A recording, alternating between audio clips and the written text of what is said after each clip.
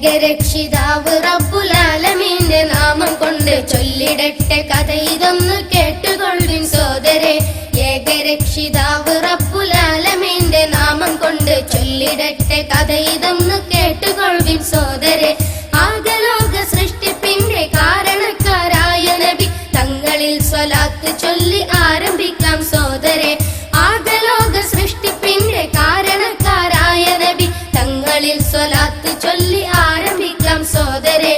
ഏകരക്ഷിതാവ് റബ്ബുൽ ആലമീന്റെ നാമം കൊണ്ട് ചൊല്ലിടട്ടെ കഥ ഇതൊന്ന് കേട്ടുകൊള്ളിൻ സോദരേ.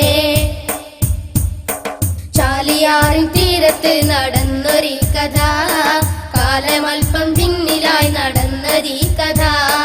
ചാലിയാറിൻ തീരത്ത് നടന്നൊരീ കഥ, കാലമൽപ്പം പിന്നിലായി നടന്നതീ കഥ.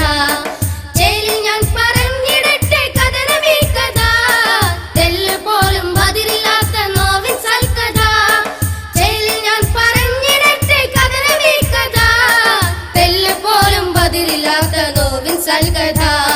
സഹനമോടെ എന്റെ കഥ കേട്ട് കണ്ട് കൊണ്ടിരുന്ന് തെറ്റുപറ്റി എന്നുണ്ടെങ്കിൽ പൊറുത്തിടണേ സോദരേ. السلام عليكم ورحمة الله.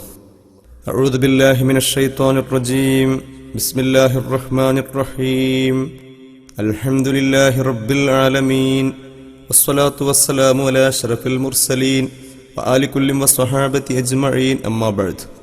ബഹുമാനപ്പെട്ട സഹോദരി സഹോദരന്മാരെ, ശ്രോതാക്കളെ, ഞാൻ ഇന്നിവിടെ നിങ്ങൾക്ക് വേണ്ടി ഈ നിറഞ്ഞ സദസ്സിന് മുമ്പാകെ അവതരിപ്പിക്കുന്ന ഈ കഥ നിർബന്ധ സാഹചര്യത്തിൽ സമ്മർദ്ദങ്ങൾക്ക് വഴങ്ങി തൻ്റെ പ്രിയപ്പെട്ട, തൻ്റെ എല്ലാമായിരുന്ന സ്വന്തം ഭർത്താവിനെ ത്വലാഖ് ചൊല്ലി ഒഴിവാക്കേണ്ടി വന്ന ഒരു പാവം ഏറനാടൻ മുസ്ലിം പെൺകുട്ടിയുടെ കഥയാണ്. ഈ കഥയുടെ പേരാണ് ഫസ്ഖ്. ഈ കഥാകഥനത്തിൽ അബദ്ധങ്ങളോ തെറ്റുകളോ പാകപ്പിഴവുകളോ സംഭവിച്ചിട്ടുണ്ടെങ്കിൽ സഹനചിത്തരായ എൻ്റെ സഹോദരീ സഹോദരങ്ങൾ എന്നോട് ക്ഷമിക്കണമെന്ന് ആദ്യമായി നിങ്ങളെ ഉണർത്തട്ടെ. ഈ കഥയും ഇതിലെ ഗാനരചനയും നിർവഹിച്ചിരിക്കുന്നത് KM മഞ്ചേരിയും സംഗീതം ഹാജി മുഹമ്മദ് പ്യാരിയുമാണ്.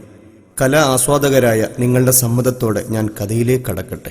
കേരളത്തിൽ മലപ്പുറത്ത് കിഴക്കേറെ നാട്ടിലുള്ള നിലമ്പൂരിൽ നടന്നൊരു സംഭവം, കണ്ണുനീരിൽ കുതിർന്നൊരു ബാന്ധവം.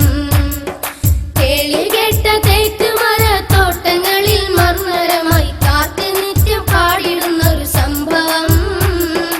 കാലമൽപ്പം മുമ്പിലാണീ ബാന്ധവം. ആയിഷ അഹമ്മദിന്റെ ജീവിതത്തിൽ അരങ്ങേറി ആത്മപീഡനങ്ങളുടെ നാടകം, ആദിപെരിയോന്റെ ലീലമേളനം. ആദ്യമന്ത്യം കേട്ട് നിങ്ങൾ വിലയിരുത്തു ഈ കഥയെ. പാവം പെണ്ണിൻ സങ്കടത്തിൻ രോദനം, പാരമ്പര്യതാപമെഴും മർദ്ദനം. കേരളത്തിൽ മലപ്പുറത്ത് കിഴക്കൻ ഏറനാട്ടിലെ നിലമ്പൂരിലുള്ള ചാലിയാർ പുഴയുടെ തീരത്തിലേക്ക് എൻ്റെ മാന്യ ശ്രോതാക്കളെ ഞാൻ ക്ഷണിക്കട്ടെ. അതാ അങ്ങോട്ട് നോക്കൂ. തലയിൽ ചാക്കുകെട്ടുകളുമായി വരുന്ന ഒരു പറ്റം മുസ്ലിം സ്ത്രീകൾ. തലയിലെ ചാക്കുകളിൽ നെല്ലാണ്. നിലമ്പൂർ റെയിൽവേ സ്റ്റേഷനടുത്തുള്ള അബൂബക്കർ ഹാജിയുടെ വീട്ടിൽ നിന്നാണ് അവർ ആ നെല്ലിൻ ചാക്കുകളുമായി വരുന്നത്. ആ നെല്ല് വീട്ടിൽ കൊടുന്ന് പുഴുങ്ങി ഉണക്കി ഇടിച്ച് അരിയാക്കി തിരിച്ച് അബൂബക്കർ ഹാജിയുടെ വീട്ടിലെത്തിച്ചാൽ കിട്ടുന്ന തുച്ഛമായ വരുമാനം കൊണ്ട് ജീവിക്കുന്ന കുറെ ഏറനാടൻ മാപ്പിള പെൺകുട്ടികൾ. അതിലെ ഒരു യുവതിയെ ശ്രദ്ധിച്ചു നോക്കൂ. അവളാണ് നമ്മുടെ ഈ കഥയിൽ ആദ്യത്തെ നായിക ആമിനക്കുട്ടി. ആരെയും ആകർഷിപ്പിക്കുന്ന സീനത്ത് നിറഞ്ഞ പാവം പെൺകുട്ടി. ആമിനക്കുട്ടി അഴക് നിറഞ്ഞ പൊൻകട്ടി, ആലിപ്പാന്റെ പുതിയോട്ടി, രണ്ട് പെറ്റ മണവാട്ടി. ഇന്ന് മക്കളെ പോറ്റിടാനായി നെല്ല് കുത്തുന്നേ. ആലിപ്പ അപകടത്തിൽ പെട്ട് തന്നോട് ജീവൻ വെടിയുന്നേ. ആമിനക്കുട്ടി അഴക് നിറഞ്ഞ പൊൻകട്ടി, ആലിപ്പാന്റെ പുതിയോട്ടി, രണ്ട് പെറ്റ മണവാട്ടി. നിലമ്പൂർ കാടുകളിൽ നിന്ന് മരം മുറിക്കലും മുറിച്ച മരത്തടികൾ ചാലിയാറിലൂടെ തെരപ്പൻ കുത്തി കല്ലായി കടവത്ത് എത്തിക്കലുമായിരുന്നു മണ്ണാർക്കാട് വാസിയായിരുന്ന ആലിപ്പുവിന്റെ ജോലി. യൗവനയുക്തയായ ആമിനക്കുട്ടിയെ കെട്ടിക്കാൻ പണ്ടവും പണവും കൊടുക്കാൻ കഴിയാതെ സാധുവായ അവളുടെ ബാപ്പ തീ തിന്നുന്ന നേരത്താണ് ആലിപ്പു ആമിനക്കുട്ടിയെ നിക്കാഹ് ചെയ്യാൻ ആലോചിച്ചത്. ചിറ്റില്ലാതെ, കുമ്മത്തില്ലാതെ, ചങ്കേലസില്ലാതെ കാതിൽ 2 ചെറിയ മിന്നിയും ചീമ്പള്ളി അരഞ്ഞാണവും വെള്ളിത്വരടുമായി ആ ഏറനാടൻ പെണ്ണ് ആലിപ്പൂവിന്റെ മണവാട്ടിയായി. ആ ദാമ്പത്യ മലർവാടിയിൽ ആദ്യമായി ഒരാൺപൂവ് വിരിഞ്ഞു. സുന്ദരനായ ഒരാൺകുഞ്ഞ്. കുഞ്ഞിനവർ പേരിട്ടു അഹമ്മദ് അലി. ആമിനക്കുട്ടിയുടെ വലിയുപ്പാന്റെ പേരായിരുന്നു അഹമ്മദ്. ആ പൊൻ തിങ്കളിനെ അവർ താരാട്ടുപാടി ഉറക്കി. പൊൻപൈതലേ നീ ഒന്നുറങ്ങ്, പൊന്നൂഞ്ഞാലാടി നീ ഉറങ്ങ്, പൊന്നാമ്പലേ നീ കണ്ണുറങ്ങ്, പൊന്നിൻ കിനാവുകൾ കണ്ടുറങ്ങ്.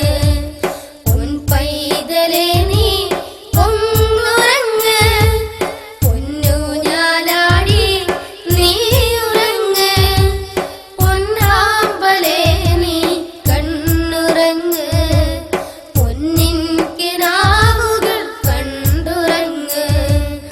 രാരാരിരോ, രാരാരിരോ,